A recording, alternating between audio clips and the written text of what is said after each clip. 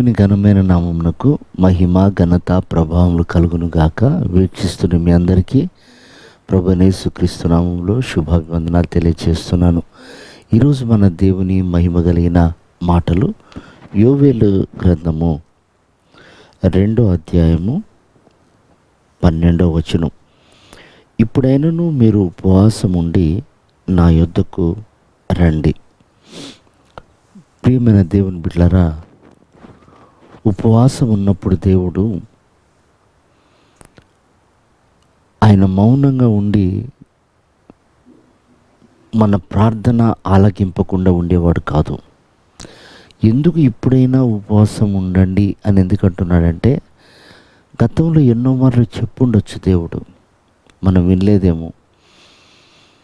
ఎందుకనంటే ఉపవాసము ద్వారా మనం దేవునికి సమీపంగా మార్చబడతాం. ఉపవాసం ఉండి మన ప్రాణాన్ని మనం ఆయాసపరుచుకుంటున్నప్పుడు, మన శరీరాన్ని మనం నలగొట్టుకుంటున్నప్పుడు, మనలో పుట్టుకొస్తున్నటువంటి పశ్చాత్తాపం, మనలో పుట్టుకొస్తున్నటువంటి ఆ యథార్థమైనటువంటి సువాసన దేవుడు చూడాలని, ఆస్వాదించాలని ఇష్టపడుతూ ఉంటాడు. ఉపవాసంలో మన ప్రాణాన్ని మనం దుఃఖపెట్టుకుంటున్నప్పుడు, నలిగిపోతున్నప్పుడు మౌనంగా దేవుడు చూస్తూ ఉండేవాడు కాదు.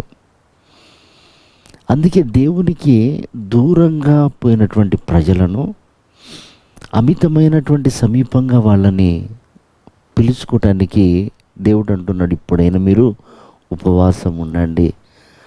ప్రియమైనటువంటి దేవుని బిడ్డలారా, దేవుడు ఎప్పుడు మనల్ని హత్తుకొని ఉండాలని ఆశపడతాడు. దేవుడు ఎప్పుడు మనతోనే ఉండాలని ఆశపడుతూ ఉంటాడు. అయితే విచిత్రం ఏంటంటే, మానవుని యొక్క స్వభావం స్వేచ్ఛను కోరుకుంటూ విశాలంగా జీవించాలని, ఇరుకును విడిచిపెట్టి ఇష్టానుసారంగా బ్రతకటానికి ఇష్టపడుతూ ఉంటాం. కానీ దేవుడు తన నడిపింపులో ఉండాలని, తన అనుమతితో మనం ప్రయాణం చేయాలని, తన చిత్తంలో మనం నిలిచి ఉండాలని ప్రభు ఆశపడుతూ ఉంటాడు. అలాంటి క్రమంలో చాలాసార్లు మనం దూరం అవుతూ ఉంటాం. చూడండి, ఒకవేళ మనం ఉపవాసంతో రాకపోతే, సమీపించకపోతే విడవబడే అవకాశం ఉంటుంది. ఒకసారి యెరూషలేము పట్టణాన్ని చూస్తూ, యెరూషలేమా యెరూషలేమా, కోడి తన పిల్లల్ని కాపాడాలన్నట్లు నేను మిమ్మల్ని కాపాడాలని ఎన్నోసార్లు అనుకున్నాను, కానీ మీరు నా మాట వినలేదు. ప్రవక్తలను పంపిస్తే రాళ్లతో కొట్టి చంపారు. కాబట్టి మీ ఇండ్లు మీకు పాడు దిబ్బగా మిగిలాయన్నాడు. కారణం ఏంటంటే, వాళ్ళు పిలిచినప్పుడు, ప్రవక్తల్ని పంపినప్పుడు, ఎన్నోసార్లు వాళ్ళని ఆదుకోవాలని దేవుడు ప్రయత్నం చేసినప్పుడు వాళ్ళు రాలేదు. అందుకే విడవబడ్డారని ఉంది.